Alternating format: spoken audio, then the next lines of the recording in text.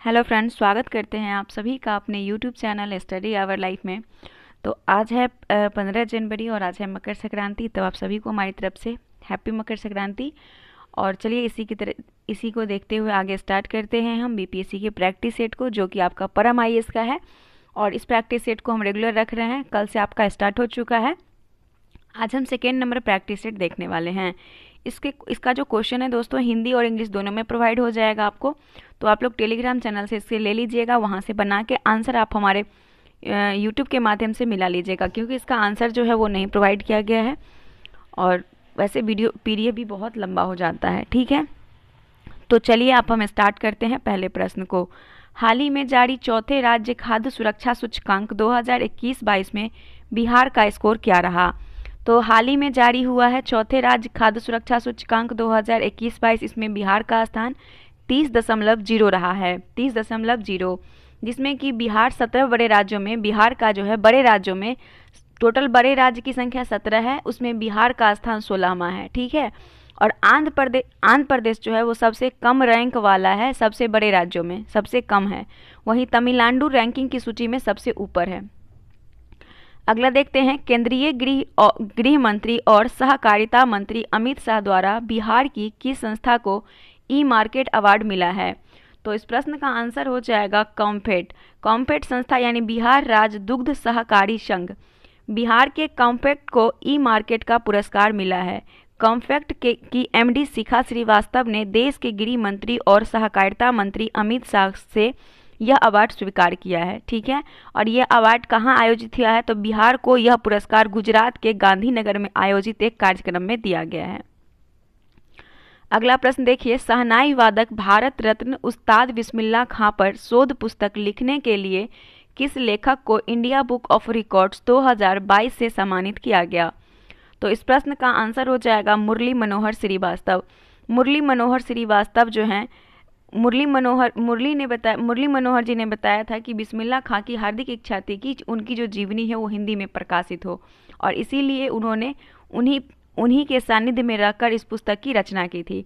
और इसका विमोचन मुख्यमंत्री नीतीश कुमार ने 15 नवंबर 2019 को किया। और इन्हीं पर एक और पुस्तक लिखे थे। इनके दो बुक के लिए इन्हें डॉक्यूमेंट्री भी दिया जा चुका है मुरली मनोहर जी को, जिसमें एक जो पुस्तक था वो था सफ़र ए बिस्मिल्लाह। उन्हें यूके में डॉक्टरेट के मानद उपाधि के लिए भी नामांकित किया गया था। अगला प्रश्न है 4 नंबर, सुप्रीम कोर्ट द्वारा नियुक्त प्रशासकों की समिति COA ने अखिल भारतीय फुटबॉल महासंघ को चलाने में मदद करने के लिए किसके नेतृत्व में 12 सदस्यीय सलाहकार समिति का गठन किया है? तो रंजीत बजाज जो है सुप्रीम कोर्ट के द्वारा नियुक्त प्रशासकों की समिति ने अखिल भारतीय फुटबॉल संघ महासंघ को चलाने में मदद करने के लिए रंजीत बजाज के नेतृत्व में 12 सदस्यीय सलाहकार समिति का गठन किया है। ठीक है, अगला प्रश्न देखते हैं। 5 नंबर क्वेश्चन कह रहा है कि राशन की दुकानों के माध्यम से राष्ट्रीय खाद्य सुरक्षा अधिनियम को लागू करने के लिए राज्यों की रैंकिंग में शीर्ष कौन है? तो इस प्रश्न का आंसर आपका हो जाएगा ऑप्शन नंबर बी, उड़ीसा। केंद्रीय खाद्य और उपभोक्ता मामले के मंत्री पीयूष गोयल ने भारत में खाद्य और पोषण सुरक्षा पर राज्यों के खाद्य मंत्रियों के सम्मेलन के दौरान NFSA 2022 के लिए राज्यों का रैंकिंग सूचकांक जारी किया। और सरकार द्वारा जारी आंकड़ों के अनुसार उड़ीसा का रैंकिंग जो है वो 0.836 स्कोर रहा है। ठीक है, उड़ीसा का। और उड़ीसा इस स्कोर के साथ खाद्य सुरक्षा सुनिश्चित करने में शीर्ष पर रहा है। वहीं उत्तर प्रदेश का स्कोर दूसरे स्थान पे है और आंध्र प्रदेश आपका तीसरे स्थान पे है। 6ठा नंबर प्रश्न देखिए, किस देश में पहली बार घातक वरोआ प्लेग फैलने के बाद 6 मिलियन से अधिक मधुमक्खी मारी गई? तो ऑस्ट्रेलिया, ऑप्शन नंबर डी। मधुमक्खी के लिए सबसे बड़ा खतरा माना जाने वाला यह परजीवी उनका खून चूसता है, उन्हें अपंग बना देता है और वो उड़ नहीं पाते हैं। उन्हें ऑस्ट्रेलिया के करोड़ों डॉलर के शहद उद्योग को बचाने के लिए मारा गया। इसके पीछे वरोआ माइट नामक एक परजीवी होता है और यह परजीवी देश के दक्षिण पूर्वी हिस्सों में फैल चुका है। तो Australia is the correct answer. अगला देखते हैं 7 नंबर प्रश्न, कह रहा है कि निम्नलिखित में से किसे भारत और पाकिस्तान के बीच बैक चैनल डिप्लोमेसी का रणनीतिकार माना जाता है, जिनका हाल ही में निधन हो गया। तो वो प्रश्न का आंसर हो जाएगा सतिंदर लांबा। सतिंदर लांबा पेशावर पाकिस्तान में जन्मे लांबा का 81 वर्ष की आयु में निधन हो गया है नई दिल्ली में। और यह जो है 1992 से लेकर 1995 तक पाकिस्तान में भारत के उच्चायुक्त थे। उन्होंने भारत में पूर्व प्रधानमंत्री डॉक्टर मनमोहन सिंह के कार्यकाल के दौरान 2005 में पाकिस्तान के बीच महत्वपूर्ण पर्दे के तक भारत और 2014 के पीछे राजनयिक संवाद का नेतृत्व किया था। पाकिस्तान के पूर्व विदेश मंत्री खुर्शीद कसूरी और पाकिस्तान के पूर्व राजनयिक भी उनके निधन पर मतलब बहुत शोक जताए हैं। अगला प्रश्न है, तो ये गौरव की बात है कि कोई इंडियन मरा तो पाकिस्तानी भी शोक मनाते हैं इस बात के लिए। अगला क्या है देखिए, सबसे तेज 150 विकेट लेने वाले भारतीय गेंदबाज कौन बने। तो इस प्रश्न का आंसर हो जाएगा मोहम्मद शमी। भारतीय तेज गेंदबाज मोहम्मद शमी ने इंग्लैंड के खिलाफ पहले वनडे में जोस बटलर का विकेट लेकर 12 जुलाई 2022 को वनडे में अपना 150 विकेट हाल में पूरा किया है। तो Mohammed Shami is the correct answer. 9 number प्रश्न है, टाइम आउट 2022 इंडेक्स के अनुसार भारत का सबसे अच्छा शहर कौन सा है। तो वो शहर हो जाएगा Mumbai. Option number B. Scotland की राजधानी एडिनबर्ग दुनिया का सबसे अच्छा शहर है विश्व में। सूची के बाद Chicago, Medellin, Glasgow, Amsterdam, Prayag और माराकेच का स्थान है। बर्लिन, मॉन्ट्रियल और कोपेनहेगन शीर्ष 10 सर्वश्रेष्ठ शहरों में शामिल है। और इस सूची में भारतीय शहरों में मुंबई जो है वो 14वें स्थान पे है, जबकि दिल्ली 26वें स्थान पे है। नई शिक्षा नीति 2020 को लागू करने की प्रक्रिया शुरू करने वाला भारत का पहला राज्य कौन बन गया है। तो वो उत्तराखंड है। मुख्यमंत्री पुष्कर धामी है यहाँ पे। इन्होंने 12 जुलाई 2022 को बाल बाटिकाओं का उद्घाटन कर राज्य में नई शिक्षा नीति औपचारिक शुरुआत की है। ठीक है, उत्तराखंड देश का पहला राज्य है जहां प्राथमिक शिक्षा में, स्कूली शिक्षा में पहली बार नई राष्ट्रीय शिक्षा नीति 2020 को लागू किया गया है। अगला देखते हैं 11 नंबर। हाल ही में गुलदाउदी के सर्वोच्च आदेश से देश के हाल ही में गुलदाउदी के सर्वोच्च आदेश से किसे सम्मानित किया गया। तो इस प्रश्न का आंसर हो जाएगा शिंजो आबे, जो कि जापान के पूर्व प्रधानमंत्री हैं और इन्हें मरणों उपरांत गुलदाउदी के सर्वोच्च आदेश से सम्मानित करने का फैसला लिया गया है। ये संविधान के तहत जापान का सर्वोच्च सम्मान पाने वाले चौथे पूर्व प्रधानमंत्री हैं। अगला प्रश्न है, झारखंड के किस शहर में प्रधानमंत्री नरेंद्र मोदी ने नवनिर्मित अंतर्राष्ट्रीय हवाई अड्डे और एम्स को राष्ट्र को समर्पित किया है। तो देवघर में। कहाँ पे? देवघर। ये झारखंड में पड़ता है। देवघर सभी लोग जानते होंगे। अगला देखते हैं question number 13। Emergency response support system ERSS के साथ vehicle location trading device VLTD की एकीकृत करने वाला भारत का पहला राज्य कौन सा है। तो वो है हिमाचल प्रदेश। इस प्रणाली का शुभारंभ मुख्यमंत्री जयराम ठाकुर ने पीटर हॉफ शिमला में किया और VLTD से लैस सभी पंजीकृत वाणिज्यिक वाहनों को ERSS से जोड़ा जाएगा। इसे मैकेनिज्म के जरिए इन वाहनों को भारत में कहीं भी ट्रैक किया जा सकता है और 9,423 से अधिक वाहनों को पंजीकृत किया गया है, मतलब रजिस्ट्रेशन किया गया है। भारत में चीतों को फिर से लाने के लिए किस देश के साथ समझौता ज्ञापन पर हस्ताक्षर हुआ है। तो नाम्बिया से। अगस्त 2022 में 8 चीतों को जो है लाया गया था, जिसमें कि 4 नर था और 4 मादा थी। भारत पहुंचने की उम्मीद है। अगस्त 2022 में 8 चीतों को लाया गया था। अगस्त में नहीं, मतलब लाने का फैसला किया गया था अगस्त में, लेकिन आया था ये सितंबर में आया था ये, मोदी जी के जन्मदिन पे 17 सितंबर को, है ना। उन्होंने मध्य प्रदेश के कूनो राष्ट्रीय उद्यान में लाए हैं और भारत में नाम्बिया समझौता ज्ञापन के एक हिस्से के रूप में दोनों देश जलवायु परिवर्तन, पर्यावरण शासन, प्रदूषण, अपशिष्ट प्रबंधन और पर्यावरणीय प्रभाव मूल्यांकन सहित अन्य क्षेत्रों में सहयोग किए हैं। ठीक है, तो Namibia is the correct answer. उसमें एक का नाम जो है क्या है, आशा है। उसके बाद 15 नंबर प्रश्न देखेंगे। 100% लैंडलॉर्ड मॉडल वाला भारत का पहला प्रमुख बंदरगाह कौन सा बन गया है। तो वो है जवाहरलाल नेहरू बंदरगाह। इस मॉडल में सार्वजनिक रूप से शासित बंदरगाह प्राधिकरण नियामक निकाय और जमींदार के रूप में कार्य करता है, जबकि निजी कंपनी बंदरगाह का संचालन करती है। और इस मॉडल में बंदरगाह प्राधिकरण बंदरगाह के स्वामित्व को बरकरार रखता है, जबकि बुनियादी ढांचे को किसी निजी फर्म को पट्टे पर दिया जाता है। और भारत में कुल 13 प्रमुख बंदरगाह हैं, जो नवी मुंबई में स्थित नावा सेवा बंदरगाह का नाम बदलकर जवाहरलाल नेहरू पर कर दिया गया है। याद रखिएगा, जो मुंबई का बंदरगाह था एक नहासोवा बंदरगाह, नोआसोवा, उसका नाम कर दिया गया है, जब पंडित जवाहरलाल नेहरू के नाम पर रख दिया गया है। ठीक है, याद रखिएगा। उसके बाद है 16 नंबर प्रश्न, national institutional ranking framework ranking 2022 में किसे सर्वश्रेष्ठ विद्यालय घोषित किया गया? भारतीय विज्ञान संस्थान को। भारतीय विज्ञान संस्थान जो है आईआईसी बेंगलुरु यूनिवर्सिटी NIRF के 7वें संस्करण में श्रेणी में सबसे ऊपर है। वहीं मिरांडा कॉलेज दिल्ली में लगातार 6ठे साल कॉलेजों में पहला स्थान बरकरार रखा है। IIT मद्रास एक पूरे स्वरूप में IIC बेंगलुरु और IIT बॉम्बे भारत में शीर्ष 3 उच्च शिक्षण संस्थानों में शामिल है। अगला देखते हैं, PM नरेंद्र मोदी ने स्वावलंबन सेमिनार के दौरान स्पिरिट चैलेंज का अनावरण किया। निम्नलिखित में से किससे संबंधित है? स्पिरिट चैलेंज दैट मीन्स ये भारतीय नौसेना से संबंधित है। PM नरेंद्र मोदी जी ने नौसेना नवाचार और स्वदेशी संगठन की संगोष्ठी स्वावलंबन के दौरान स्पिरिट चैलेंज का अनावरण किया। और स्पिरिट IDX NIIO यह जो है NIIO और TDSC के माध्यम से R&D में पोल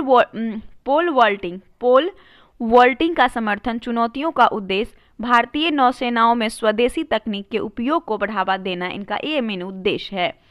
ठीक है। 18 नंबर प्रश्न देखिएगा, कारगिल युद्ध से जुड़े किस बिंदु का नाम बदलकर गन हिल कर दिया गया है? तो वो गन हिल जिसका नाम पड़ा है वो है उसका नाम वो है आपका पॉइंट 5140। भारतीय सशस्त्र बलों की जीत और 1999 के कारगिल युद्ध के दौरान ऑपरेशन विजय में गनर्स के सर्वोच्च बलिदान की स्मृति में 30 जुलाई 2022 को द्रास कारगिल सेक्टर में पॉइंट 5140 का नाम बदलकर गन हिल कर दिया गया है। अगला है, किस राज्य सरकार ने पायलट आधार पर फैमिली डॉक्टर प्रोजेक्ट को लागू करने का निर्णय लिया है? तो वो है आंध्र प्रदेश। ऑप्शन इधर मिल जाएगा आपको, Andhra Pradesh is the correct answer.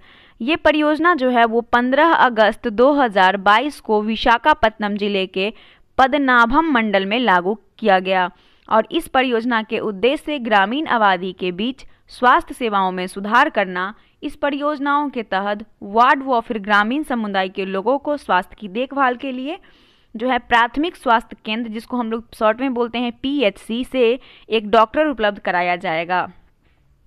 20 number प्रश्न देखिएगा, निम्नलिखित में से कौन सा देश 2023 में ICC महिला T20 क्रिकेट विश्व कप की मेजबानी करेगा? तो वो करेगा दक्षिण अफ्रीका। दक्षिण अफ्रीका जो है वो ICC ने 26 जुलाई 2022 को 2024 से 2027 तक ICC महिला विश्व कप की मेजबानी के लिए 4 देशों का चयन किया है। और वो 4 देश है, एक है बांग्लादेश, दूसरा है भारत, तीसरा है इंग्लैंड और चौथा है श्रीलंका। अगला देखिए 21 नंबर प्रश्न, भारत के ट्रेड MMS के सहयोग से थाईलैंड की राजधानी बैंकॉक के सेंट्रल वर्ल्ड में भारत के दूतावास द्वारा हाल ही में पूर्वोत्तर भारत महोत्सव का कौन सा संस्करण आयोजित किया गया? तो दूसरा संस्करण था। विदेश राज्य मंत्री डॉक्टर राजकुमार रंजन सिंह महोत्सव के रूप में अतिथि थे। ठीक है। और भारत के निम्नलिखित स्थित GI डेटाबेस में बिहार की वस्तुओं के लिए GI टैग की कुल संख्या कितनी है? तो GI टैग की संख्या 14 है। बिहार के 14 उत्पादों को जो है अभी तक GI टैग दिया जा चुका है। उसके बाद 23 नंबर प्रश्न है आपका कि बिहार के नए शिक्षा मंत्री कौन हैं? तो बिहार के नए शिक्षा मंत्री अगर हम बात करें तो हो जाएंगे शिवभूम। मधेपुरा विधानसभा के राजद विधायक प्रोफेसर चंद्रशेखर को बिहार के शिक्षा मंत्री बनाया गया है। तो Chandrashekhar is the correct answer. Option number 8 Chandrashekhar है। अगला देखते हैं 24 नंबर, आउटलुक ट्रैवलर अवार्ड्स 2022 में सर्वश्रेष्ठ आध्यात्मिक गंतव्य से किसे सम्मानित किया गया है? तो बोध गया को सम्मानित किया गया है। बोध गया को अंतर्राष्ट्रीय मानचित्र पर लाने के लिए राज्य सरकार ने कई योजनाओं पर काम किया है। उसके बाद है राष्ट्रमंडल खेल 2022 में भारत के समापन समारोह के ध्वजवाहक कौन थे? तो निखत जरीन और अचंत शरद कमल थे। ऑप्शन नंबर बी नहीं, बी ऑप्शन थोड़ी है, बी ऑप्शन निखत जरीन और अचंत किस में है? हाँ, सी में है आंसर।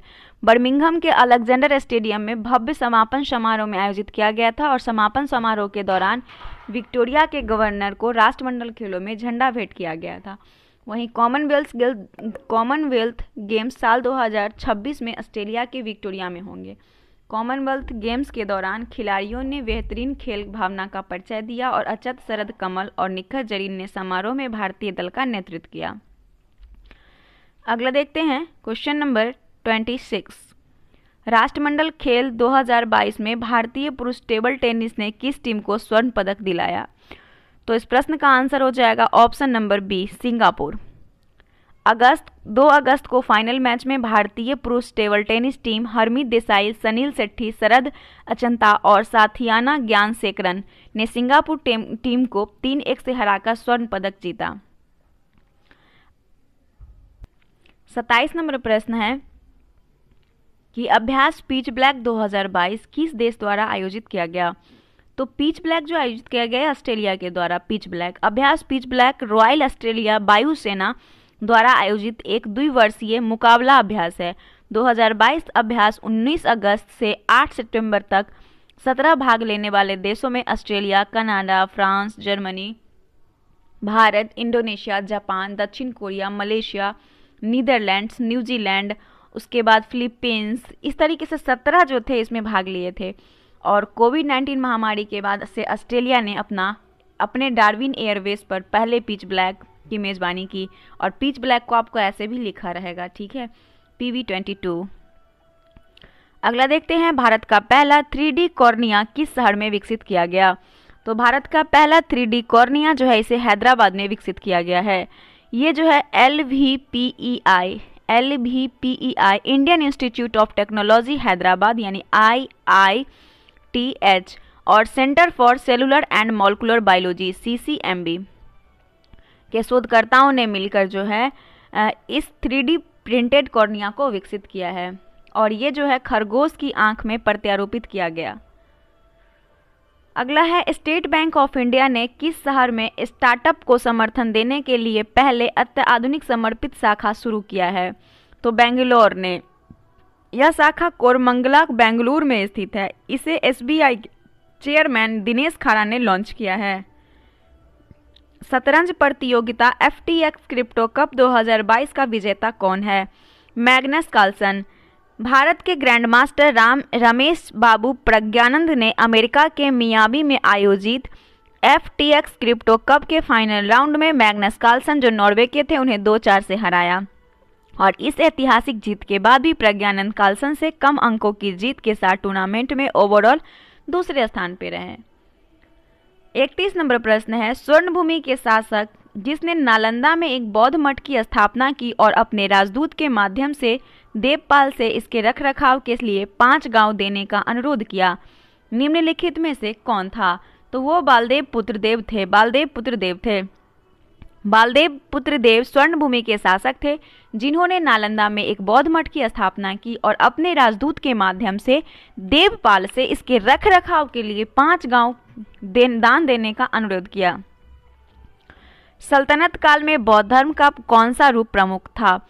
तो सल्तनत काल में बौद्ध धर्म का ब्रज्यान, कौन सा ब्रज्यान शाखा जो था वो प्रमुख था। ब्रज्यान शाखा जो था सिद्धांत मजुसी मूलकल्प और गुहा समाज से मिलते हैं गुहा समाज में।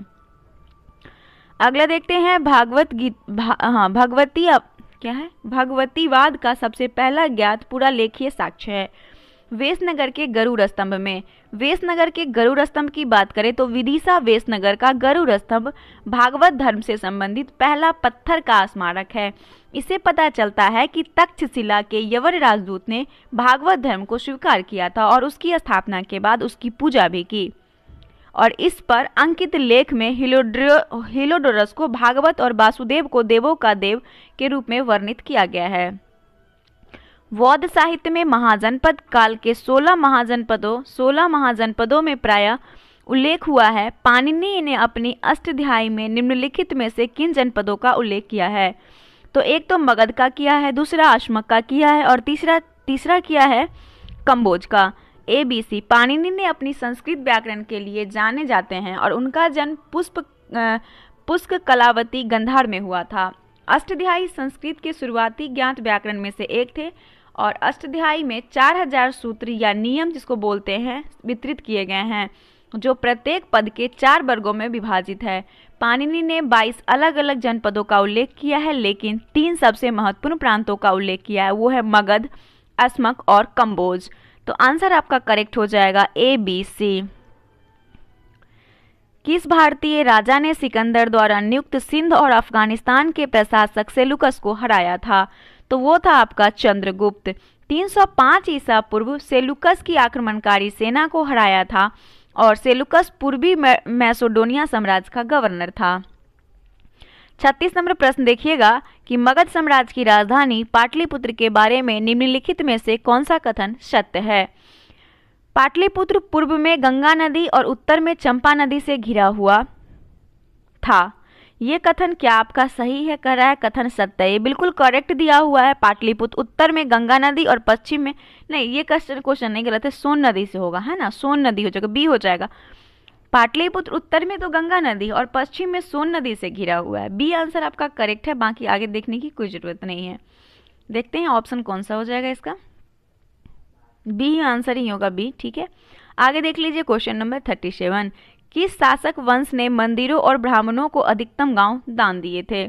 तो वो गुप्त राजवंश था। गुप्त राजवंश जो था, गुप्त वंश के शासक ने मंदिरों और ब्राह्मणों को अधिक से अधिक गांव दान में दिए थे। साथ ही गांव की जमीन से होने वाली आमदनी जमीन के मालिक को दी जाती थी।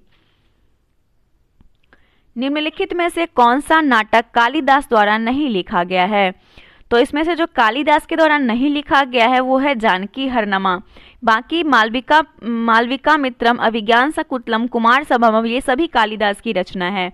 जानकी हरनम को छोड़कर सभी महाकाव्य कालिदास की रचना है। अब पूछिएगा ये किन की पुस्तक है? तो जानकी हरनमम कुमार दास की है। किसकी है? कुमार दास की। मोहम्मद गजनी के साथ भारत आने वाला प्रसिद्ध इतिहासकार था, तो वो अलवर्णी था। ये मोहम्मद गजनी के साथ भारत आता है 11वीं सदी के दौरान और अलवर्णी ने पतंजलि के योग सूत्र का अरबी में अनुवाद किया था। किताब पतंजलि कहा जाता है, लेकिन तहकीक हिंद यानी हिंदुस्तान की हकीकत उनका सबसे महत्वपूर्ण काम था, जिसमें से उन्होंने भारत का सामाजिक संस्कृति विवरण दिया है। ठीक है, अगला प्रश्न देखिएगा 40 नंबर। अलाउद्दीन खिलजी से संबंधित निम्नलिखित कथनों पर विचार कीजिए। पहला कथन है कि उसने खेती की भूमि को मापकर राजस्व एकत्र किया।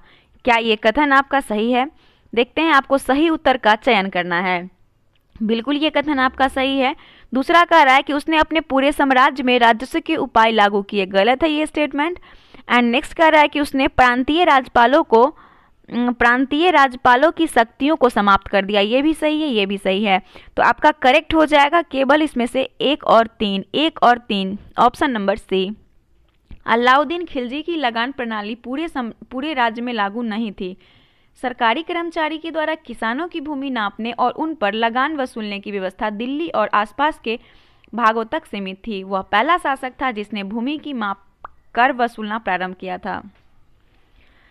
विजयनगर साम्राज्य की वित्तीय व्यवस्था की प्रमुख विशेषताएं क्या थी? तो वो था आपका भूमि राजस्व। क्या था? भूमि राजस्व, ऑप्शन नंबर बी। विजयनगर साम्राज्य की वित्तीय व्यवस्था की प्रमुख विशेषता भूमि राजस्व थी। भूमि राजस्व में धन कर, व्यापार कर था, वाणिज्य कर था, उद्योग कर था, सामाजिक और सामुदायिक कर और अपराध पर लगाए गए जुर्माने जैसे विभिन्न स्रोतों से भारी आय प्राप्त किए जाते थे। निम्नलिखित गद्यांश के अंतर्गत, देखिए गद्यांश क्या है कि लगभग 30 वर्ष के सड़क पर अपने करियर के दौरान उन्होंने पूर्वी गोलार्ध की चौड़ाई को पार किया, लगभग 44 आधुनिक देशों के बराबर क्षेत्रों का दौरा किया और अपने पीछे लगभग 73,000 मील की दूरी तय की। पूर्व आधुनिक काल का विश्व का सबसे बड़ा यात्री जिसके बारे में उपयुक्त परिच्छेद संदर्भित है। तो ये संदर्भित जो है किसके बारे में? इब्न बतूता के बारे में संदर्भित है ये आपका टिप्पणी। आगे देखते हैं क्वेश्चन नंबर 43 को। 18वीं शताब्दी में भारत में लड़ी गई लड़ाइयों का सही कालानुक्रमिक क्रम निम्नलिखित में से कौन सा है? तो 18वीं शताब्दी की बात हो रही है, तो 18वीं शताब्दी में अबूर की लड़ाई जो होती है वो 1749 में होती है, अबूर की लड़ाई। दैट मीन्स पहला यहाँ पे ये दिख रहा है। उसके बाद पलासी का युद्ध होता है, पलासी का युद्ध होता है 1757 में। उसके बाद आपका बांडीवास का युद्ध, बांडीवास का युद्ध कब होता है? 1760 में होता है बांडीवास का युद्ध। फिर बक्सर की लड़ाई लड़ी जाती है 1764 में, बक्सर की लड़ाई। तो आपका ऑप्शन कौन सा सही हो जाएगा? ऑप्शन आपका सही हो जाएगा बी, अंबुर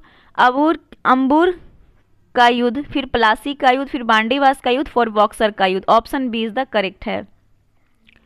44 नंबर है, लोक निर्माण विभाग 1845 से 55 में किसके द्वारा गठित किया गया था? तो इस प्रश्न का आंसर हो जाएगा लॉर्ड डलहौजी। लॉर्ड डलहौजी से पूर्व लोक निर्माण के कार्य सेना मंडल के अधीन थे और लॉर्ड डलहौजी के काल में पहली बार लोक निर्माण विभाग की स्थापना की गई थी। निम्नलिखित में से किस गवर्नर जनरल ने मुसलमानों को जीतने और उन्हें कांग्रेस के खिलाफ बनाने के लिए पृथक निर्वाचक मंडल प्रणाली का इस्तेमाल किया? तो वो था लॉर्ड मिंटो। नवंबर 1905 में लॉर्ड मिंटो को भारत के वायसराय के रूप में नियुक्त किया गया और जॉन मार्शल को भारत के लिए राज्य सचिव नियुक्त किया गया। उनके द्वारा शुरू किए गए सुधार मार्लो मिंटो सुधार 1909 के रूप में जाने जाते हैं और भारत सरकार अधिनियम 1909 ने मुसलमानों के लिए अलग निर्वाचन क्षेत्र और अलग निर्वाचन क्षेत्र की स्थापना की थी। निम्नलिखित कथनों पर विचार कीजिए। दादा भाई नेरोजी द्वारा भारतीय राष्ट्रीय आंदोलन के सबसे प्रभावी योगदान यह था कि उन्होंने अंग्रेजों द्वारा भारत के आर्थिक शोषण को उजागर किया। उसके बाद दिया है कि प्राचीन भारतीय ग्रंथों की व्याख्या की और भारतीयों के आत्मविश्वास को पुनर्स्थापित किया। तीसरा है, किसी अन्य चीज से पहले सभी सामाजिक बुराइयों के उन्मूलन की आवश्यकता पर बल दिया।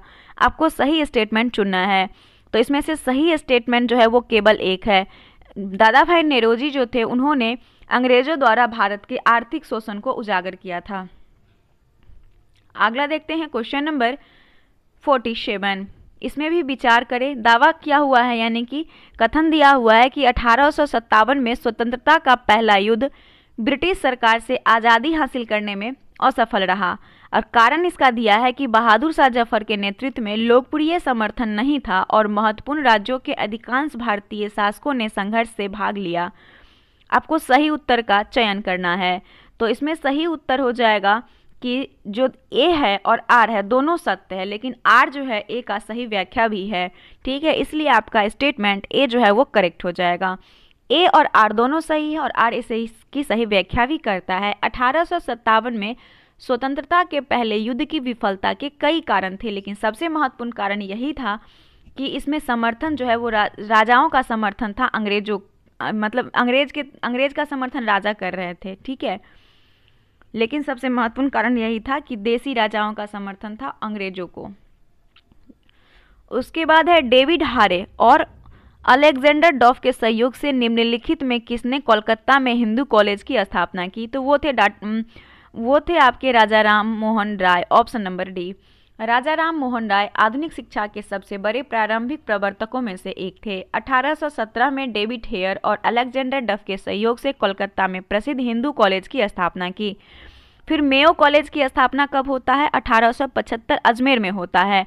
1875 में अलीगढ़ में मुस्लिम एंग्लो ओरिएंटल का स्थापना होता है और 1824 में दिल्ली कॉलेज की स्थापना होती है।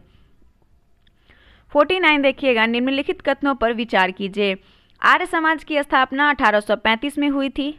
आर्य समाज की स्थापना नहीं, आर्य समाज की स्थापना जो होता है वो 7 अप्रैल 1875 को दयानंद सरस्वती के द्वारा होता है बॉम्बे में। तो ये कथन तो आपका पहले ही गलत हो गया। लाला लाजपत राय ने अपनी सामाजिक सुधार कार्यक्रम के समर्थन में वेदों के अधिकार के लिए आर्य समाज की अपील का विरोध किया।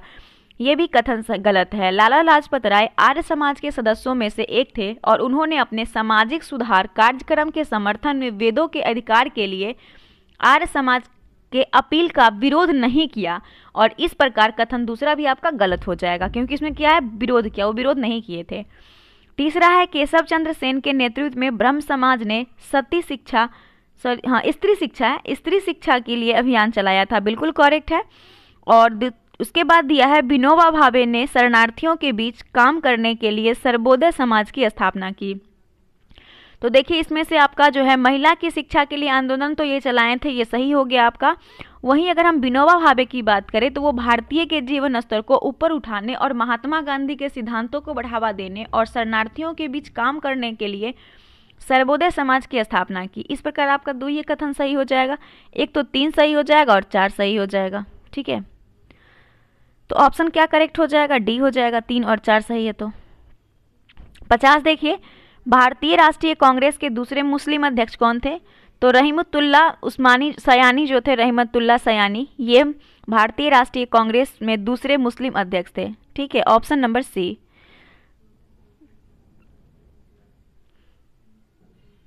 अगला देखते हैं 51 नंबर। स्वदेशी आंदोलन के संदर्भ में निम्नलिखित कथनों पर विचार कीजिए। इसने स्वदेशी शिल्पकारों के शिल्प और उद्योगों के पुनरुद्धार में योगदान दिया। यह स्वदेशी आंदोलन के एक भाग के रूप में राष्ट्रीय शिक्षा परिषद की स्थापना की। ऊपर दिए गए कथनों में से कौन सा सही है? तो इसमें से 1 और 2 दोनों आपका सही है। ठीक है, तो आंसर देखते हैं। इधर सी ही होगा, सी ही होगा आंसर आपका। सी है आंसर, बिल्कुल सी। आगे देखते हैं 52 नंबर क्वेश्चन है कि किस क्रांतिकारी ने यह कथन दिया था कि भारतीय शहीदों के खून का बदला लो, अपनी मातृभूमि को आज़ाद कराने के लिए अपनी तलवार का उपयोग करो, पूर्व एंग्लो अमेरिकन दुश्मन के खिलाफ खड़े हो जाओ। ये कथन जो था दोस्तों, ये कथन किसका था? तो इस प्रश्न का आंसर हो जाएगा रास बिहारी बोस का ये कथन था, रास बिहारी बोस का। उसके बाद है निम्नलिखित घटनाओं को कालानुक्रम में व्यवस्थित करें और नीचे दिए गए कूट के सही उत्तर का चयन करें। तो चलिए सबसे पहले हम इसे सजा लेते हैं। साइमन कमीशन की बात करते हैं दोस्तों। तो सबसे दिया है साइमन कमीशन की नियुक्ति, जालियांवाला बाग नरसंहार, महात्मा गांधी दांडी यात्रा, फिरोज मेहता की मृत्यु। तो सबसे पहले आप फिरोज मेहता की मृत्यु होता है 1915 में, 15 नवंबर। डेट भी हम आपको बता देते हैं 5 नवंबर।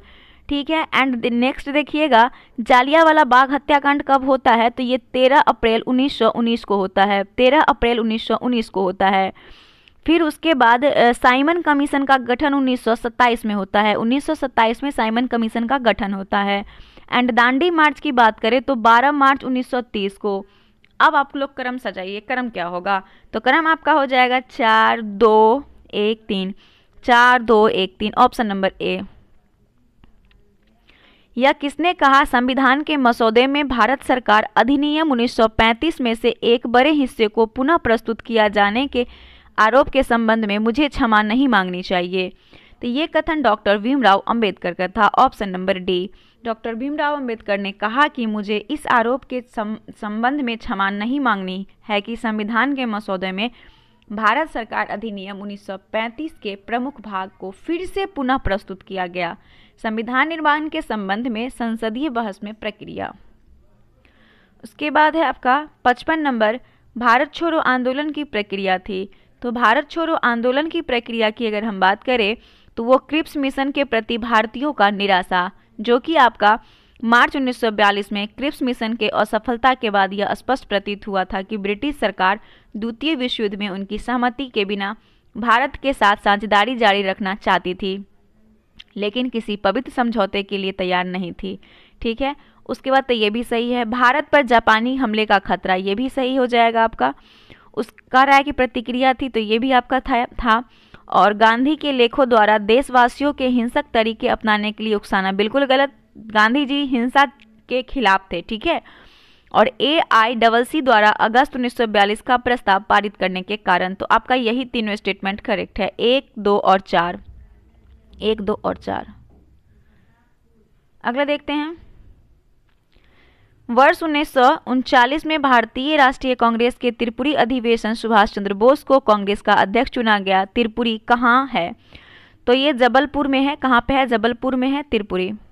अगला देखते हैं, कथनों पर विचार करें। दावा है कि ब्रिटिश सरकार ने अगस्त 1932 में सांप्रदायिक पुरस्कार की घोषणा की और कारण दिया है कि इसने प्रत्येक अल्पसंख्यक को एक अलग मतदाता के आधार पर निर्वाचित होने के लिए विधायिका में कई सीटें की अनुमति दी थी। कूट का प्रयोग कर सही उत्तर चुनिए। तो इसमें से जो है आपका करेक्ट आंसर हो जाएगा कि त्रिपुरी जबलपुर मध्य प्रदेश में स्थित है, जहां 1949 में कांग्रेस के अधिवेशन हुआ था और त्रिपुरी अधिवेशन में सुभाष चंद्र बोस, पट्टाभी सीतारामैया 1377 मतों से 1580 मतों से पराजित कर अध्यक्ष निर्वाचित हुए थे। इसीलिए ए कथन जो है, ए और आर दोनों सत्य है, लेकिन आर ए का सही स्पष्टीकरण भी है। ये भी चीज़ आप ध्यान रखिएगा। तो आंसर क्या हो जाएगा? ए हो जाएगा। अगला देखते हैं, 21 जून को सूर्य क्या होता है? तो 21 जून को जो सूर्य है वो आर्कटिक सर्कल में क्षितिज के नीचे सेट नहीं होता है। Option number A is the correct answer है। भूमध्य रेखा पर प्रतिवर्ष 2 बार विषुव पर सूर्य सीधे सिर के ऊपर होता है और आर्कटिक सर्कल पर 21 जून को होने वाली ग्रीष्म संक्रांति पर सूर्य बिल्कुल भी अस्त नहीं होता है। निम्नलिखित में से कौन सा सक्रिय ज्वालामुखी है? सक्रिय ज्वालामुखी है, ये पूछा गया है। तो इसमें से सक्रिय ज्वालामुखी आपका हो जाएगा, एक तो आपका हो जाएगा एटना है, ठीक है, एटना आपका है। उसके बाद कोटोपैक्सी भी है और फुजियामा भी है। तो आपका सही है 2 3 4 2 3 4 2 3 4। निम्नलिखित को मिलाइए। जिब्राल्टर की खाड़ी, मलक्का जलडमरू मध्य, वेरिंग जलडमरू मध्य, हरमुज जलडमरू मध्य। चलिए आपको मैच करना है, सबसे पहले मैच करते हैं। तो इसका हो जाएगा, जिब्राल्टर की खाड़ी का हो जाएगा अफ्रीका और यूरोप के बीच, तो 1 का 3 हो जाएगा।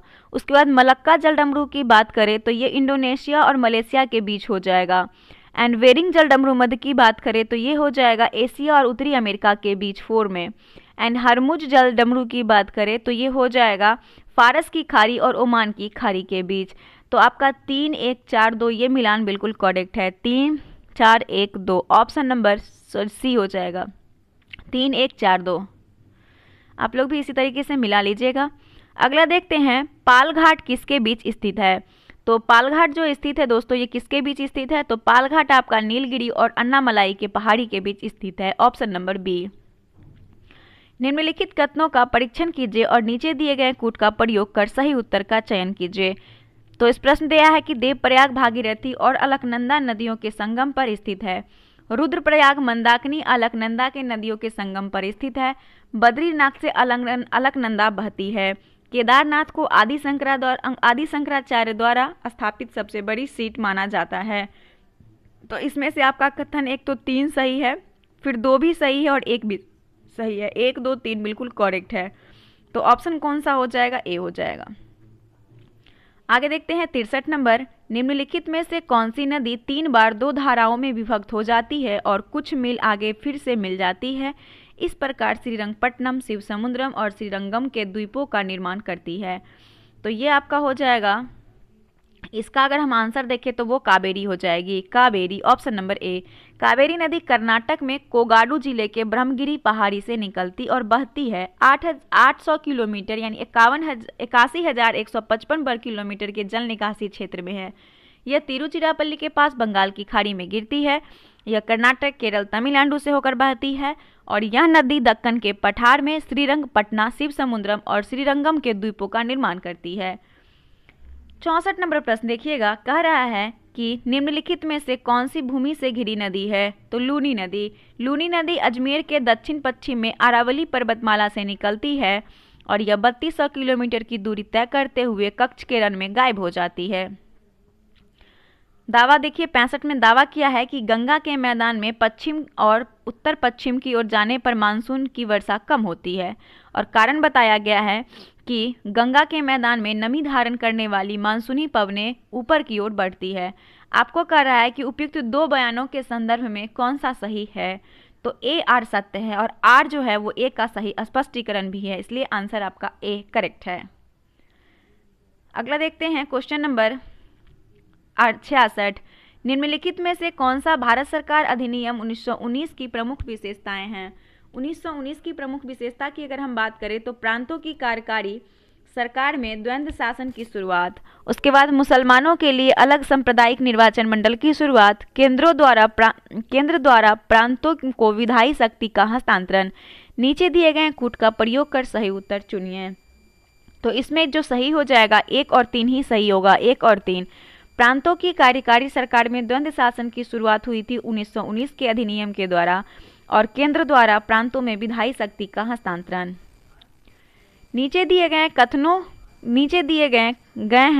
दावा में भारत में न्यायिक समीक्षा का दूसरा दायरा सीमित है। और कारण दिया है भारतीय संविधान में कुछ मांगा हुआ विशेषताएं हैं। नीचे दिए गए कूट से सही उत्तर का चयन कीजिए।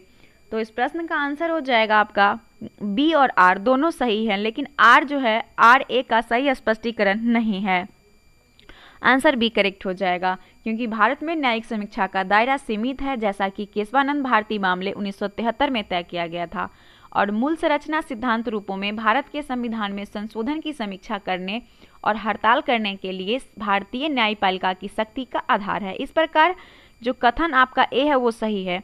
और दूसरी ओर वही भारतीय संविधान ने अपने कुछ प्रावधानों को विभिन्न देशों के संविधान से उधार लिया है। यही कारण है कि आर जो है वो भी सही है, लेकिन आर एक कथन का सही स्पष्टीकरण नहीं है। 68 देखिए, सूची 1 को सूची 2 से सुमेलित कीजिए और सूचियों को नीचे दिए गए कूट का प्रयोग कर सही उत्तर का चयन कीजिए। संविधान का अनुच्छेद है और अनुच्छेद की सूची में सामग्री दिया हुआ है। तो सबसे पहले देखिए अनुच्छेद 1 में क्या 1954 में क्या है। 54 में दिया हुआ है, अनुच्छेद 54 में आपका हो जाएगा राष्ट्रपति के चुनाव से संबंधित, तो इसका 1 हो जाएगा, एक आपका 1 हो जाएगा, ठीक है। उसके बाद अनुच्छेद 75 क्या है, प्रधानमंत्री की नियुक्ति से संबंधित है, दैट मीन्स 2। अनुच्छेद 155 आपसे कहता है राज्यपाल की नियुक्ति यानी 3। एंड अनुच्छेद 164 आपका हो जाएगा 4 में क्या है, अनुच्छेद 164 में आपका दिया है कि राज्यों की मुख्यमंत्री की नियुक्ति से संबंधित, तो आपका करेक्ट 1 2 3 4 हो जाएगा। नए राज्यों के गठन के मामले में निम्नलिखित में से कौन सा सही नहीं है। तो चलिए सही नहीं है इसे देखते हैं। तो सबसे पहले दिया है कि संसद कानून द्वारा एक नए राज्य बना सकती है। इस तरह के कानून में संविधान की पहली अनुसूची और चौथी अनुसूची में संशोधन के प्रावधान होंगे। इस तरह के कानून अनुच्छेद 368 के प्रयोजन के लिए संविधान संशोधन में माना जाएगा। तो आपको सही नहीं है वो देखना है। तो इसमें से सही सी जो है वो नहीं है। इस तरह के कानून का अनुच्छेद 368 के प्रयोजन के लिए संविधान का संशोधन माना जाएगा, ये कथन आपका गलत है। आगे आइए 70 नंबर, अधिकारों को मौलिक अधिकार कहा जाता है क्योंकि अधिकारों को मौलिक अधिकार कहा जाता है वो व्यक्तिगत विकास के लिए आवश्यक है। संसद उनके खिलाफ कानून नहीं बना सकती है क्योंकि वो संविधान के मूल ढांचे का हिस्सा है। तो 1 4 5 इज द करेक्ट आंसर, 1 4 5। देखिए ऑप्शन किस में है, 1 4 5 सी में है। 71 नंबर है, निम्नलिखित में से कौन सा राजनीति निर्देशक सिद्धांतों में शामिल है। तो राज्य के नीति निर्देशक सिद्धांतों में शामिल है, उसे देखेंगे सबसे पहले तो वो हो जाएगा आपका कि मानव तस्करी और जबरन श्रम का निषेध। उसके बाद दिया है नशीले पेय और स्वास्थ्य के लिए हानिकारक अन्य दवाइयों के औषधीय उद्देश्यों को छोड़कर खपत पर प्रतिबंध। तो केवल आपका 2 जो है वही सही होगा, शामिल है, ठीक है। 72 नंबर है, भारत के राष्ट्रपति के चुनाव के लिए निर्वाचक मंडल में शामिल होते हैं। तो भारत के राष्ट्रपति के निर्वाचक मंडल में संसद के दोनों सदनों के सभी निर्वाचित सदस्य और राज्य विधानसभाओं के निर्वाचित सदस्य भाग लेते हैं। Option number D. निम्नलिखित कथनों पर विचार करें। कथन आपका दिया है कि भारतीय संघ की कार्यकारी शक्ति प्रधानमंत्री में निहित है। प्रधानमंत्री लोक सेवा बोर्ड का पदेन अध्यक्ष होता है। कौन सा सही है। तो इसमें ना तो 1 और ना ही 2, दोनों में से कोई भी सही नहीं है, ठीक है, क्योंकि आपको कथन जो है वो सही चुनना है। भारत संघ की कार्यपालिका शक्ति प्रधानमंत्री में नहीं बल्कि राष्ट्रपति में निहित होती है, जो कि आपका 53(1) में दिया है। और संघ कार्यपालिका का संवैधानिक प्रमुख राष्ट्रपति है। संविधान का अनुच्छेद 74 एक प्रदान करता है कि राष्ट्रपति को सहायता और सलाह देने के लिए इसके प्रमुख के रूप में जो सलाह के अनुसार अपने कार्य का प्रयोग करेगा वो होगा कैबिनेट सचिवालय। प्रधानमंत्री सीधे प्रभार है, कैबिनेट सचिवालय के प्रधानमंत्री के सीधे प्रभार है। आगे देखते हैं क्वेश्चन नंबर 74, लोकसभा के कार्यकाल के संबंध में निम्नलिखित कथन पर विचार करें। पहला है वह राष्ट्रपति के पश्चात पर्यंत धारण करता है, बिल्कुल गलत है। वह उसने अपने चुनाव के समय सदन का सदस्य होने की आवश्यकता नहीं है, लेकिन उसे चुनाव की तारीख से 6 महीने के भीतर सदन का सदस्य होना आवश्यक है। केवल आपका 2 जो है वो वही करेक्ट होगा, केवल 2 बी आंसर। सॉरी केवल नहीं, 1 मिनट, क्वेश्चन कर रहा है लोकसभा अध्यक्ष के कार्यालय के संबंध में कथन पर विचार करें। ये भी सही नहीं है, ये भी सही नहीं है, ठीक है। यदि वह इस्तीफा देना चाहता है तो उसके इस्तीफे के पात्र डिप्टी स्पीकर को संबोधित करना होगा। कथनों में से कौन सा सही है? तो उसे कथन में से जो सही हो जाएगा वो हो जाएगा केवल 3, केवल 3 सही होगा, जो कि इसमें ऑप्शन ही नहीं दिया हुआ है केवल 3, ऑप्शन बी सही है। सूचना का अधिकार क्या है? तो सूचना का अधिकार है, सूचना का अधिकार की अगर हम बात करें तो वो हो जाएगा आपका ए और बी, एक मौलिक अधिकार भी है और एक कानूनी अधिकार भी है, तो ए और बी दोनों हो जाएगा। निम्नलिखित में से कौन सा सही सुमेलित नहीं है? तो सही सुमेलित नहीं है, देखते हैं। सबसे पहला दिया हुआ है कैन नॉट जहाज की गति को मापता है, नॉटिकल मील नौ परिवहन की प्रयुक्त दूरी की इकाई है, एंगस्ट्रम प्रकाश की तरंग दैर्घ्य की इकाई है, प्रकाश वर्ष समय मापने की इकाई है। सुमेलित नहीं है, इसमें प्रकाश वर्ष समय मापने की जो है वो ये समय मापने की नहीं बल्कि ये दूरी के लिए होता है, ठीक है, तो ये आपका गलत है। एक बल्लेबाज क्रिकेट की गेंद को हिट करता है जो बाद में समतल मैदान पर लुढ़क जाता है। कुछ दूरी तय करने के बाद गेंद रुक जाता है, गेंद रुकने के लिए धीमी हो जाती है क्योंकि गेंद जो है रुकने के लिए धीमी हो जाता है क्योंकि गेंद पर गति का विरोध करने वाला बल है, तो ऑप्शन नंबर इसका सी करेक्ट हो जाएगा। क्योंकि गतिमान गेंद पर एक बाहरी बल अर्थात घर्षण बल कार्य करता है जो उसकी गति का विरोध करता है। यदि घर्षण बल न हो तो गेंद लगातार लुढ़कती ही रहेगी, इसीलिए आपका आंसर जो है वो सी करेक्ट हो जाएगा। अगला है यदि पृथ्वी के गुरुत्वाकर्षण बल अचानक गायब हो जाए तो निम्नलिखित में से कौन सा परिणाम होगा? अगर किसी वस्तु का देखिए पृथ्वी का अगर गुरुत्वाकर्षण बल अचानक गायब हो जाए तो किसी वस्तु का भार शून्य हो जाएगा लेकिन द्रव्यमान वही रहेगा, ठीक है। ऑप्शन में पृथ्वी का गुरुत्वाकर्षण बल अचानक समाप्त हो जाए तो किसी वस्तु का भार शून्य हो जाएगा परंतु द्रव्यमान वही रहेगा।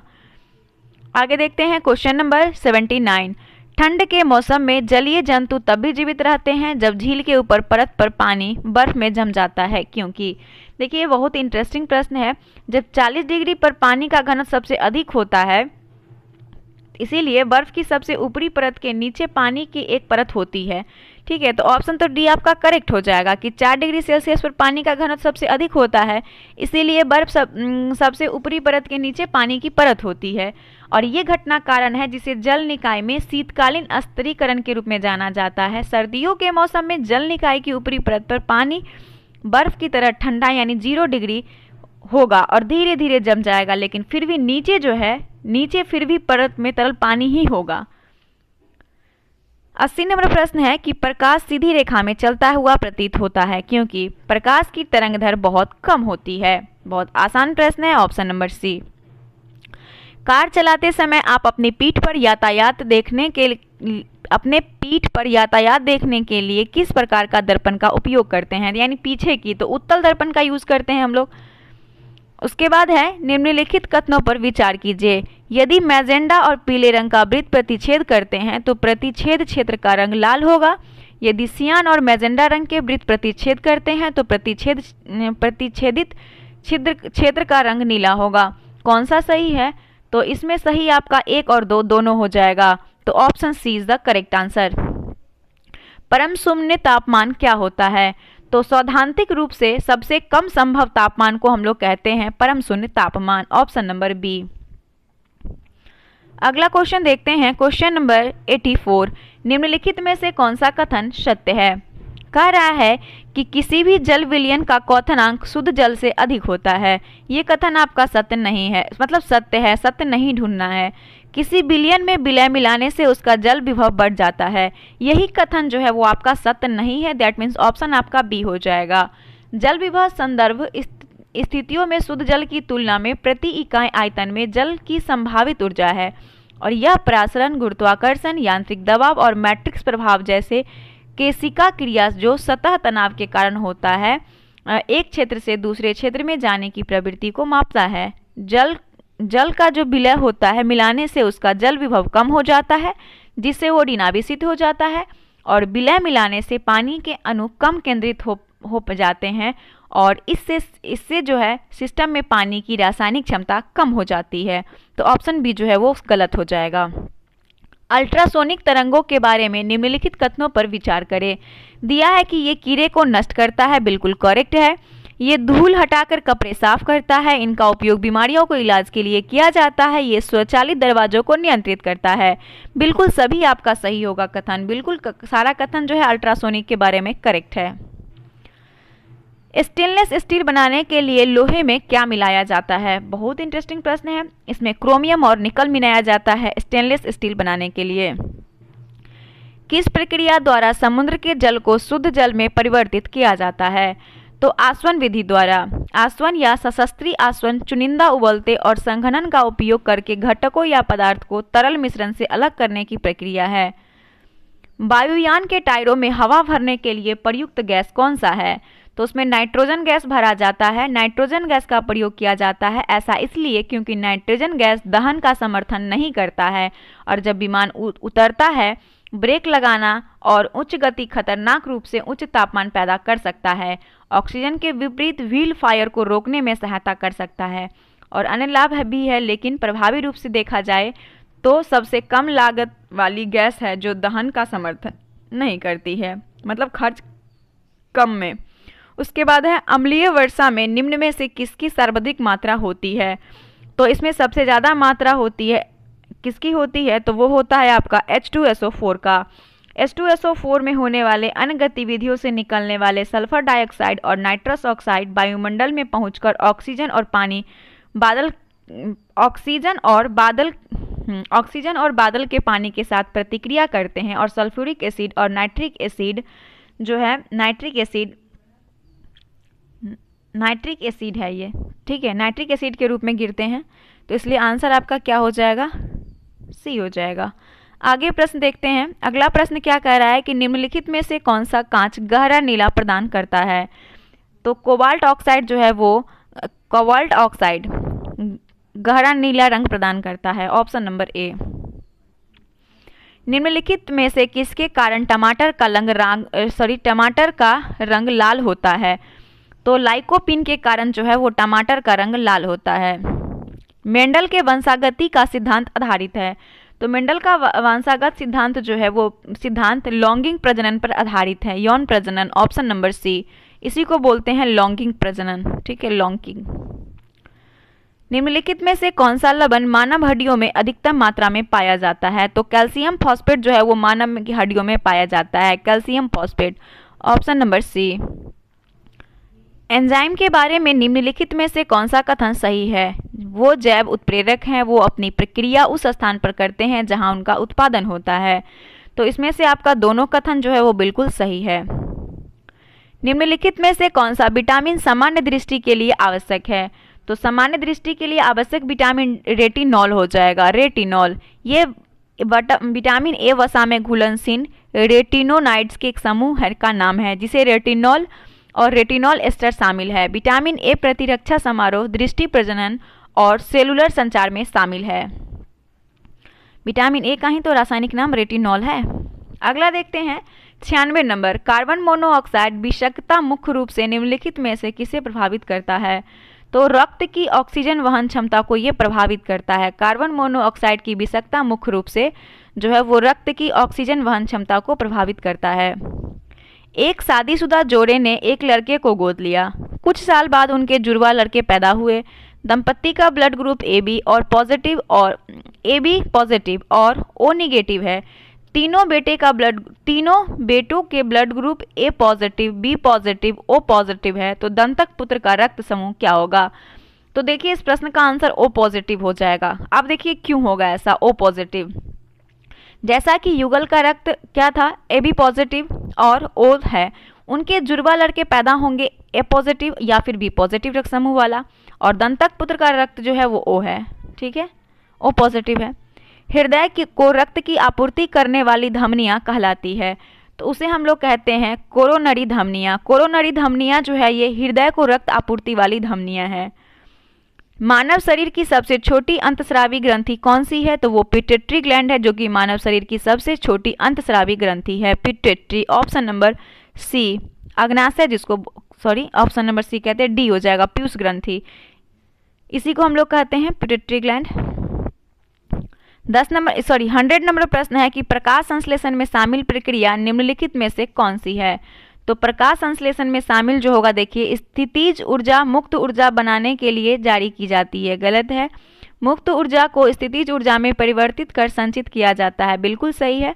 मुक्त ऊर्जा को स्थितिज ऊर्जा में बदला जाता है और संग्रहित किया जाता है। दैट मीन्स आंसर आपका क्या करेक्ट हो जाएगा, बी हो जाएगा। 101 में है भारतीय अर्थव्यवस्था के उदारीकरण का अग्रदूत किसे कहा जाता है। तो उदारीकरण के अग्रदूत डॉक्टर मनमोहन सिंह है भारतीय अर्थव्यवस्था के। इन्होंने जो है उदारीकरण की शुरुआत वर्ष 1991 में की थी।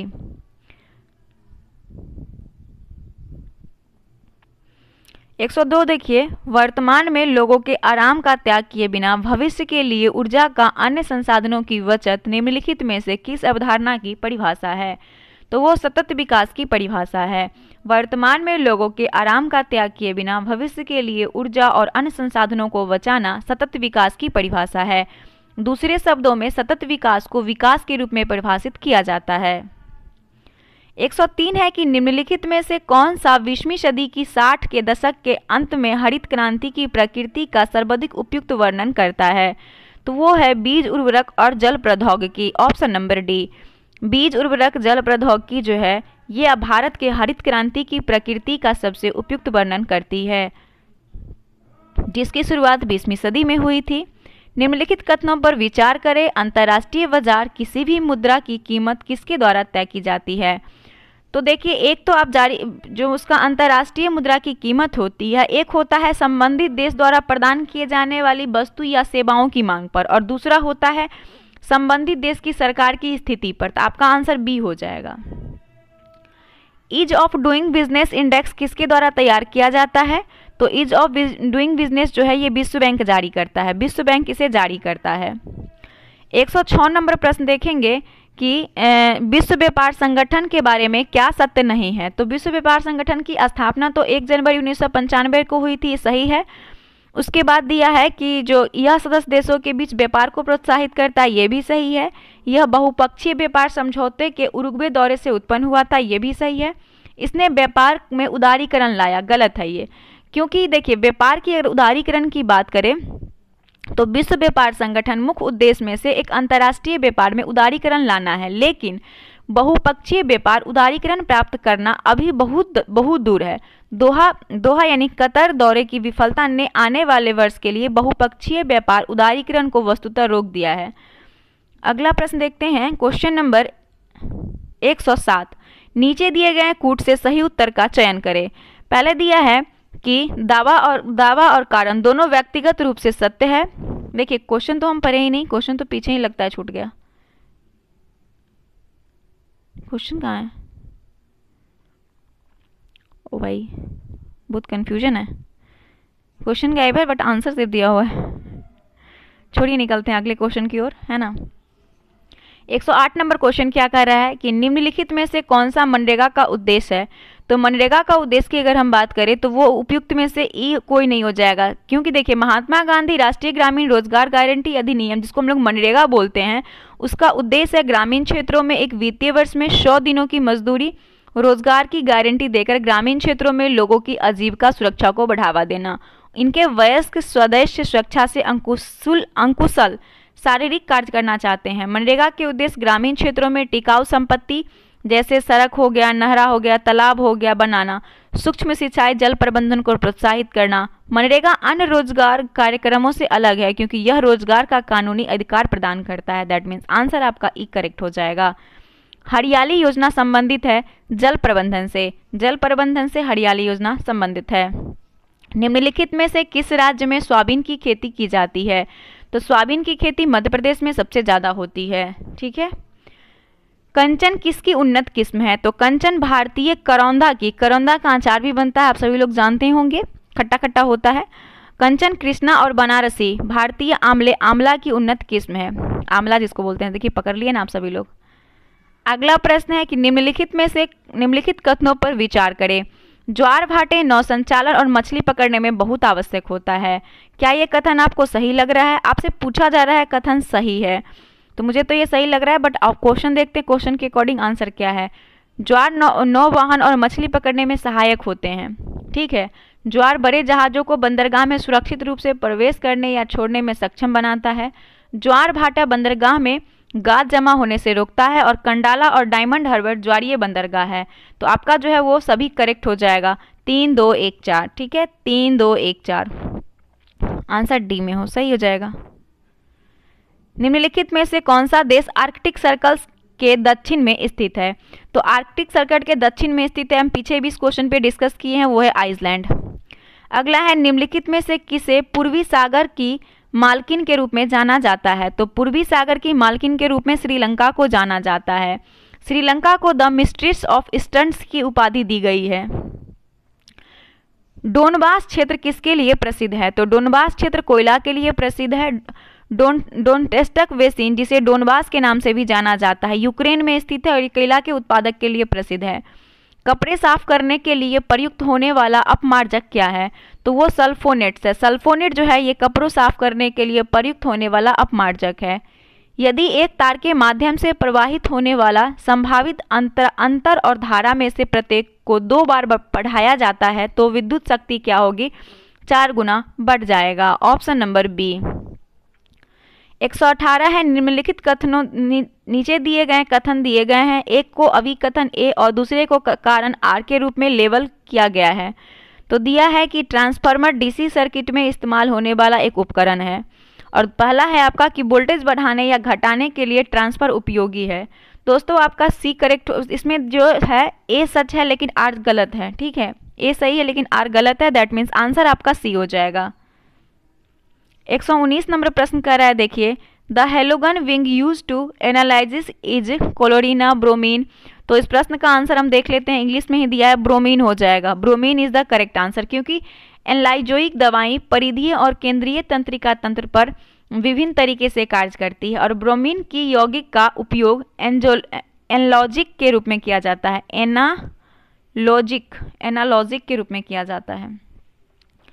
आगे देखते हैं क्वेश्चन नंबर 120। इंसुलिन हार्मोन है, तो इंसुलिन हार्मोन जो है पेप्टाइड है, क्या है? पेप्टाइड है। 121 है कि बिहार की पहली कैबिनेट का गठन किस वर्ष हुआ था? तो बिहार में कैबिनेट का गठन सबसे पहले 1946 में हुआ था।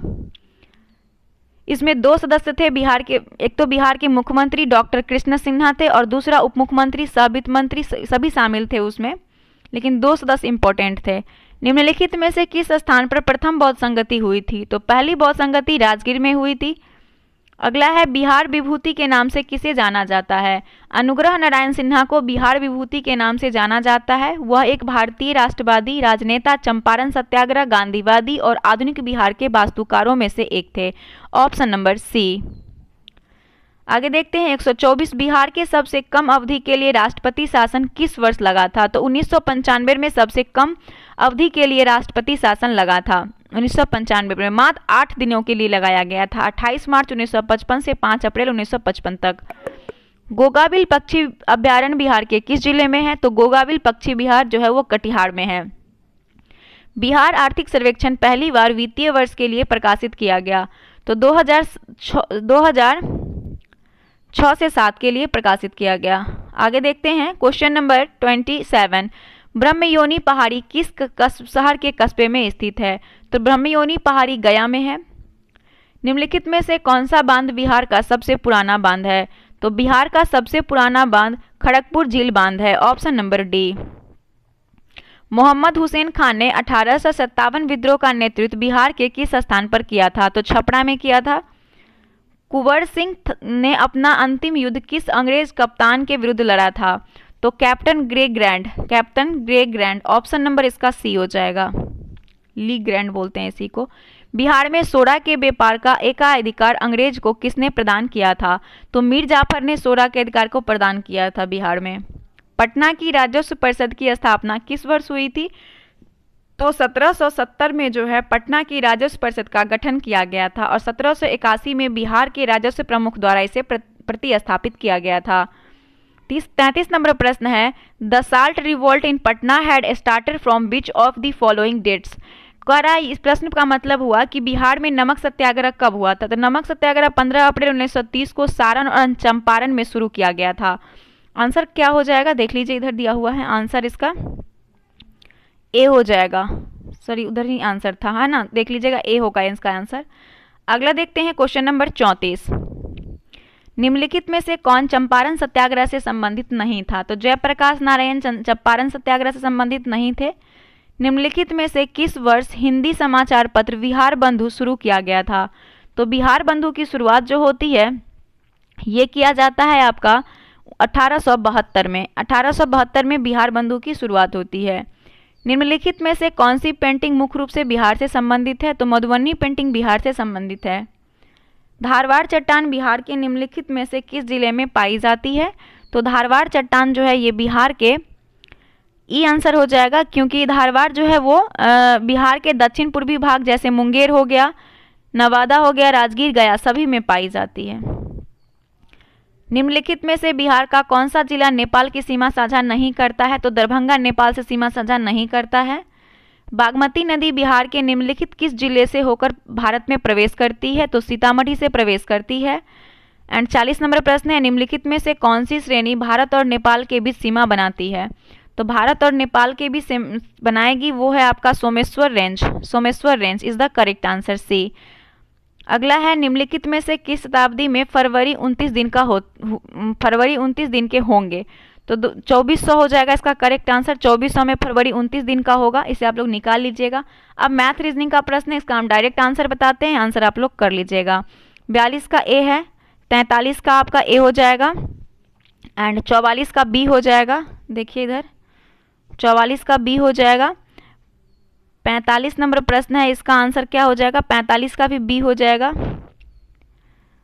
46 नंबर प्रश्न इधर दिया हुआ है, 46 का आंसर इधर डी होगा।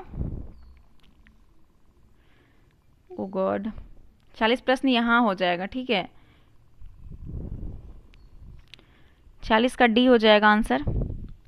और 47 नंबर प्रश्न है, इसका आंसर हो जाएगा बी। 48 नंबर प्रश्न का आंसर हो जाएगा बी एंड 49 नंबर का भी बी हो जाएगा। और 50 नंबर प्रश्न का आंसर ए हो जाएगा, ए 72। तो ये 150 प्रश्न था जो समाप्त होता है। उम्मीद करते हैं आज का सेट आपको अच्छा लगा होगा। अच्छा लगा तो लाइक कर दीजिएगा, चैनल पर नए हैं चैनल सब्सक्राइब कर दीजिएगा। मिलते हैं नेक्स्ट वीडियो के साथ, तब तक के लिए धन्यवाद। जय हिंद, जय भारत।